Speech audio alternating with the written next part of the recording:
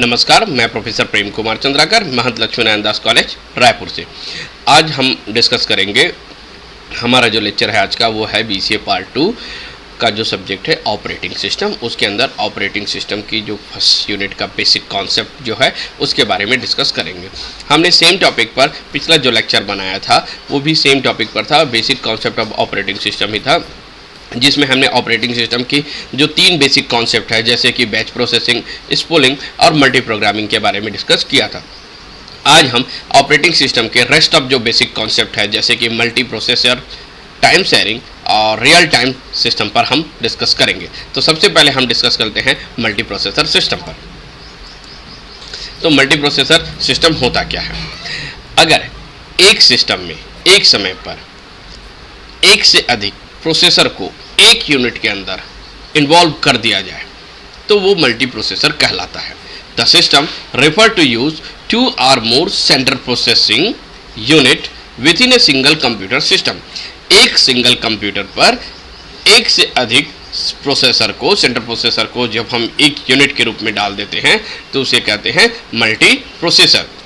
यहाँ पर गौर करने वाली बात ये होगा कि एक सिस्टम जिसमें रखेंगे उसके हम सर्वर कह सकते हैं या मेन यूनिट कह सकते हैं। उस मेन यूनिट के अंदर अलग अलग डिफरेंट प्रोसेसर को हम इंक्लूड कर सकते हैं, क्योंकि ये मल्टी प्रोसेसर तब की केस में की जाती है जो बिल्कुल पैरेलल प्रोसेसिंग की तरह होती है। यानी कि हम कह सकते हैं कि this system refer to use of the 2 or more central processing, 2 or more central processing unit. इस सिस्टम में एक से दो से अधिक सेंट्रल प्रोसेसिंग को यूनिट को with in a single computer, एक सिंगल कंप्यूटर के अंदर इसको इंक्लूड किया जाता है। This multiple CPU are in close communication sharing the computer bus, memory and other peripheral devices.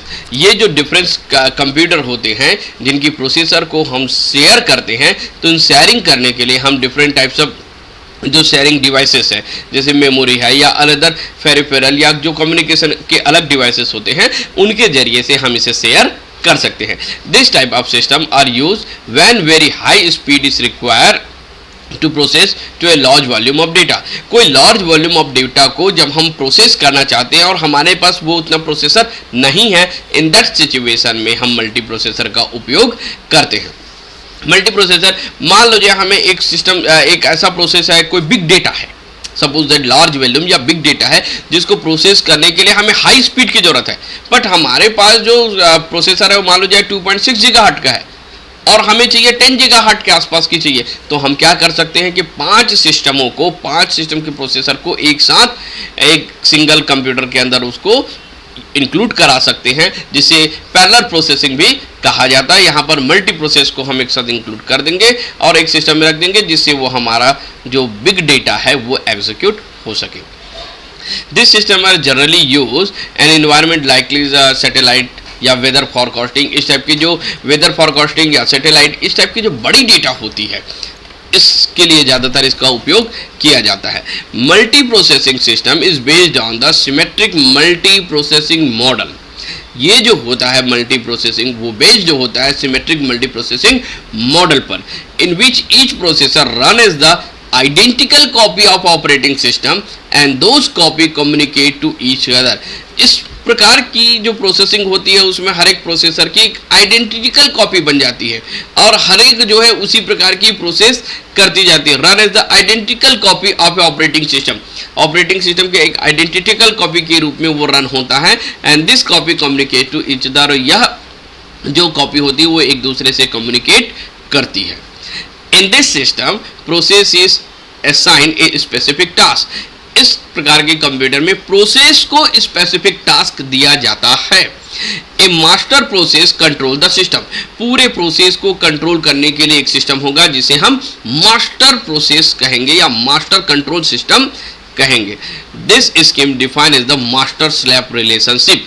और यह किस पर निर्भर होता है? यह रिलेशनशिप मास्टर स्लैव टेक्निक पर निर्भर होता है। This system can be money in compare to single processor system because the process can be share the peripheral power supply and other devices। अगर हमें एक हाई स्पीड की प्रोसेसिंग का computer लेना है तो उसके लिए बहुत ज़्यादा अमाउंट की ज़रूरत पड़ेगी। तो ये इस प्रकार की प्रोसेस से हम मनी सेविंग कर सकते हैं, यानी कि different types of operating system या डिफरेंट टाइप ऑफ प्रोसेसर जो है अलग अलग सीपीयू में जो है उन्हें हम शेयर करा सकते हैं और एक हाई स्पीड की सिस्टम तैयार कर सकते हैं। The main advantages of multi processor system is to get more work done in a shorter period. हम कम से कम समय पर एक अच्छा और बहुत ज़्यादा प्रोसेस को वर्क करा सकते हैं इसकी सहायता से।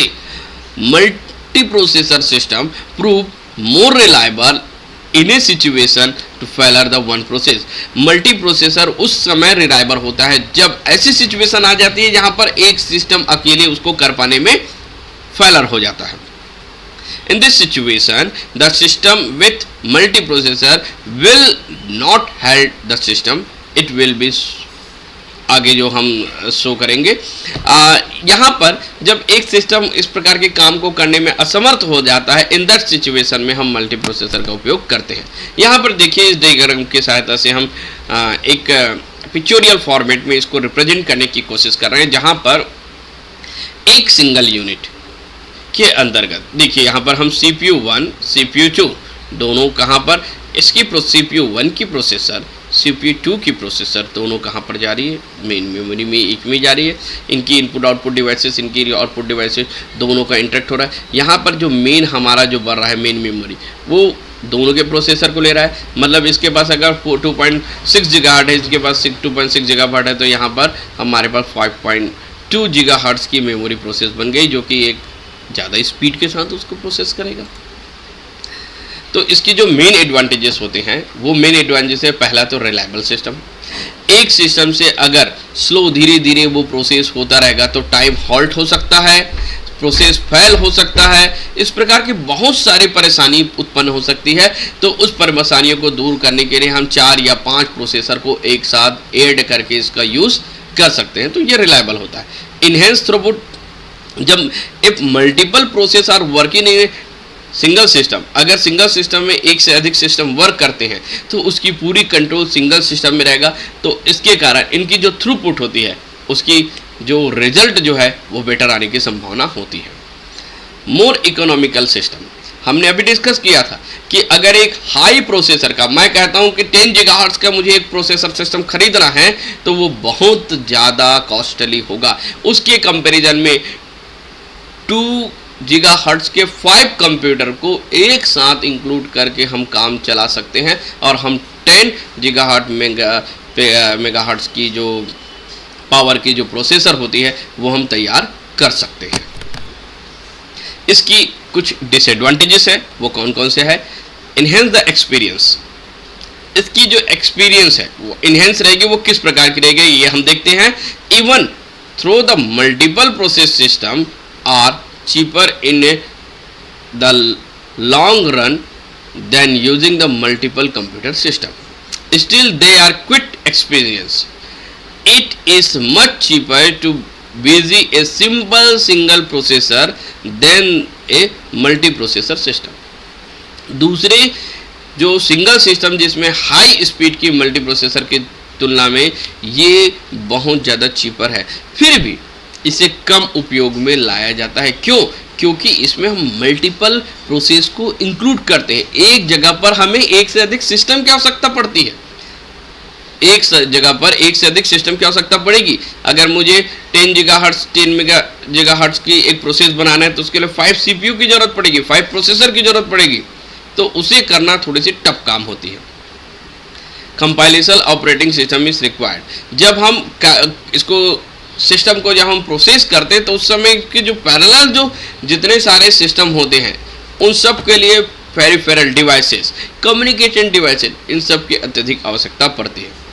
लार्ज मेन मेमोरी रिक्वायर्ड, अब इसके लिए चूंकि एक यूनिट पर काम चल रहा है इसलिए जिस सिंगल यूनिट पर हम काम करेंगे जिसे मास्टर सिस्टम कहते हैं उस पर बड़ी साइज की मेमोरी यानी कि मेमोरी स्टोरेज डिवाइस और उसकी रैम जो है एक अच्छी खासी बड़ी होनी जरूरी, यानी कि उसकी जो कैपेसिटी ज़्यादा होनी चाहिए।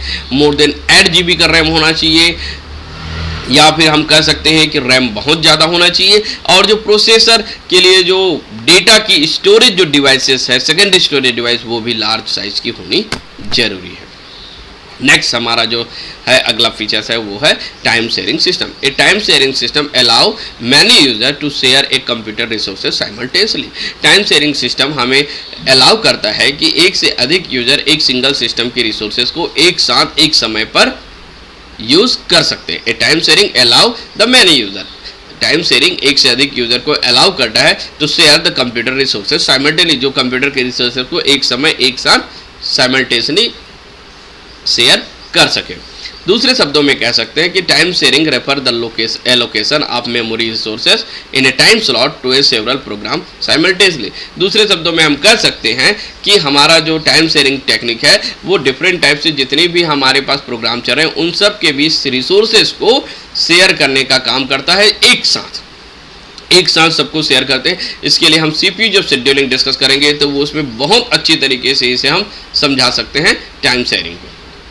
Time sharing is a technique which enable the many people locate a various terminal। Time sharing के सहायता से हम अलग अलग टर्मिनल में बहुत सारे यूज़र को एक साथ काम में दे सकते हैं, बहुत सारे यूज़र जो है एक समय पर एक रिसोर्स को उपयोग कर सकते हैं। To use a particular computer in a same time पर उस पर्टिकुलर कंप्यूटर का उपयोग कर सकते हैं। The time sharing system provide the direct access to a large number of user. Time sharing की सहायता से लार्ज नंबर ऑफ यूज़र जो है एक सिंगल सिस्टम पर काम कर सकता है। Where the CPU time is divided among the all the user on a schedule basis. जो शेड्यूल बनाए गए रहेंगे उसके आधार पर सारे के सारे यूज़र को एक टाइम स्पेसिफिक उसके अंदर CPU जो है वो टाइम को डिवाइड करते जाएगा। This operating system allocate a set of time of each user. हर एक यूजर के लिए वो टाइम सेट करता है। When this time is expired, अगर वो समय एक्सपायर्ड हो जाता है, it is pass the control to the next user on the system. वो जो कंट्रोल है उसको नेक्स्ट यूजर के ऊपर पास कर देता है। The time allowed is extremely small and the user are given the impression. इसकी सहायता से जो टाइम जो है वो आसानी से सारे यूज़र में शेयर हो सकते हैं। ये जो टाइम पीरियड होता है इसे हम टाइम स्लाइस या क्वांटम के नाम से जानते हैं। क्वांटम या फिर क्या कहते हैं इसको, time slice. Master slave technique के बाद आता है टाइम स्लाइस। ये वही होती है जो हम टाइम शेयरिंग जो होती है उसको टाइम स्लाइस कहते हैं। इसकी जो एडवांटेजेस है, क्विक रिस्पॉन्स इससे हो सकता है। ऑपरेटिंग सिस्टम के डुप्लीकेशन जो है वो प्रोसेस जो हो रही है उसको अवॉइड कर सकते हैं। Operating system avoid the duplication of software to reduce the CPU idle time. CPU idle time को रिड्यूस कर सकते हैं। इसकी कुछ डिसएडवांटेजेस है वो है time sharing problem of reliability. इसमें रिलायबिलिटी की प्रॉब्लम होगी, सिक्योरिटी और इंटीग्रिटी की परेशानी पैदा होगी, डेटा कम्युनिकेशन की प्रॉब्लम परेशानी या इस प्रकार के डेटा कम्युनिकेशन की परेशानी ऑकर हो सकती है। हमारा लास्ट जो बेसिक जो कॉन्सेप्ट है ऑपरेटिंग सिस्टम का वो है real time system. Real time system means that a system is subject to the real time. Real time system उस सब्जेक्ट पर आधारित है जो रियल टाइम पर होता है। जैसे कि response time should be guarantee with a specific timing contract और system should meet a specific deadline. Real time का मेन मकसद ये है, रियल टाइम ऑफ जो बेसिक जो फीचर्स है वो हमें तब प्रोवाइड कराता है जब हमें किसी भी वर्क को स्पेसिफिक टाइम पीरियड पर कंप्लीट करना होता है। तो रियल वर्ल्ड प्रॉब्लम है, अगर हमें एक प्रोसेस को कंप्लीट करने के लिए एक समय निर्धारित कर दिया गया है तो हमें उस प्रोसेस को उस समय पर ही ख़त्म करना होता है। इन दैट सिचुएशन, इस प्रकार की सिचुएशन पर जहाँ पर हमें डेडलाइन डिसाइड किया गया है तब के केस में हम रियल टाइम सिस्टम का उपयोग करते हैं। तो real time system means that the system is subjected to the real time. जब वो रियल टाइम से संबंधित होता है तब इसका यूज़ किया जाता है। Response should be guarantee with in the specific time, जो कि जिसका रिस्पॉन्स गारंटी देता है कि इतने टाइम पर ये रिस्पॉन्स मिलेगा और हमें system should meet the specific deadline. System हमें एक डेडलाइन दे दिया जाता है तब के केस में। For example flight control system, real time monitors, ये इसके एग्जाम्पल है। Real time operating system is in the operating system instead to serve real time application that process data it come in mostly without buffering delay. Real time जो operating system होती है इसमें data without buffering delay, यानी कि buffering के लिए बहुत इत्यादि समय नहीं लेगा, बल्कि वो लाइव होगा। जिस प्रकार से हम लाइव टेलीकास्ट की बात करते हैं उस प्रकार की डेटा को रिप्रेजेंट करने के लिए रियल टाइम ऑपरेटिंग सिस्टम का उपयोग किया जाता है। Real time operating system are use when there are time requirement the operating system और प्रोसेस। ऑपरेटिंग सिस्टम और प्रोसेस के लिए जब टाइम रिक्वायरमेंट होती है तब ज़्यादातर इसका यूज किया जाता है। A real time operating system must have well defined. Real time operating system well defined होता है, फिक्स टाइम कांस्टेंट होता है इसमें, जिसके कारण से इसके फेल होने की संभावना बहुत कम होता है। यानी कि अगर ये सिस्टम जो है वेल डिफाइंड या फिक्स टाइम कांस्टेंट नहीं होगा तो इसकी फेल होने की संभावना भी बढ़ जाएगी। इसका ज़्यादातर उपयोग हम साइंटिफिक एक्सपेरिमेंट के लिए, मीडिया मेडिकल के लिए, ट्यूटोरियल के लिए, वेदर रिस्पांस के लिए, रोबोटिक के लिए, ट्रैफिक कंट्रोल आदि के लिए इसका उपयोग हम करते हैं। तो इसकी जो कुछ कांस्टेंट है रियल टाइम ऑफ जो system based on the timing constant, ये पहला जो होता है इसका होता है हार्ड रियल टाइम और दूसरा होता है सॉफ्ट रियल टाइम। अब ये हार्ड रियल टाइम और सॉफ्ट रियल टाइम को हम समझने की कोशिश करते हैं। हार्ड रियल टाइम इस type of system can never miss it's deadline. Hard जो रियल टाइम होता है जो उसको जो डेडलाइन दिया जाएगा टाइम स्पेसिफाइड उसको कभी भी मिस नहीं करता है। हाँ, this type of system can never miss the deadline. ये कभी भी डेडलाइन को मिस नहीं करता है। मिसिंग द डेडलाइन में हैव अगर मान लो जाए इसमें किसी भी प्रकार की डेडलाइन मिस हो जाती है तो वो इसके लिए फेलर की कंडीशन में आएगी। एग्जाम्पल के लिए हम कह सकते हैं फ्लाइट कंट्रोल सिस्टम।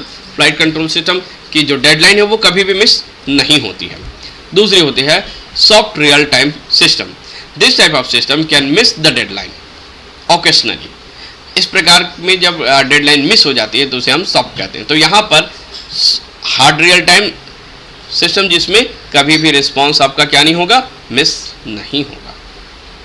रिस्पांस कभी भी मिस नहीं होगा और वो जो डेडलाइन दिया गया है उस डेडलाइन पर पूरा होगा। लेकिन सॉफ्ट में रिस्पांस मिस हो सकता है जो दिया गया टाइम है उस पर। तो आज के इंटायर लेक्चर में हमने डिस्कस किया ऑपरेटिंग सिस्टम के बेसिक कॉन्सेप्ट में मल्टी प्रोसेस के बारे में डिस्कस किया हमने रियल टाइम के बारे में बात किया, हमने टाइम शेयरिंग के बारे में बात किया। Thank you.